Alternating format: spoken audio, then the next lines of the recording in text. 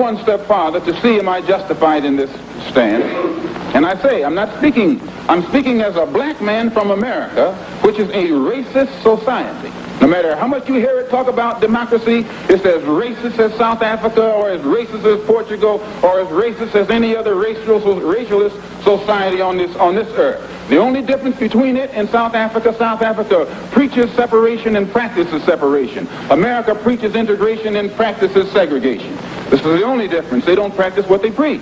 Whereas South Africa preaches and practices the same thing. I have more respect for a man who lets me know where he stands, even if he's wrong, than the one who comes up like an angel and is nothing but a devil. We are the ones upon whom water hoses are turned with pressure so hard that it rips the clothes from our back. Not men, but the clothes from the backs of women and children. You've seen it yourself.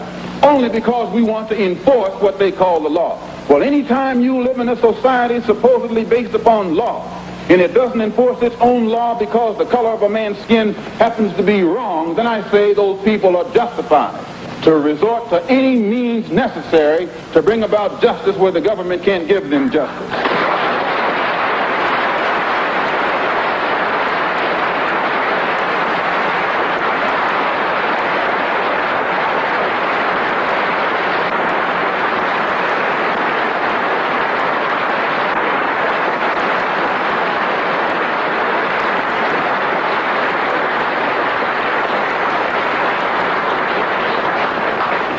I don't believe in any form of unjustified extremism, but I believe that when a man is exercising extremism, a human being is exercising extremism in defense of liberty for human beings, it's no vice. And when one is moderate in the pursuit of justice for human beings, I say he's a sinner. And I might add in my conclusion, in fact, America is one of the best examples when you read its history about extremism. Old Patrick Henry said liberty or death. That's extreme. Very extreme.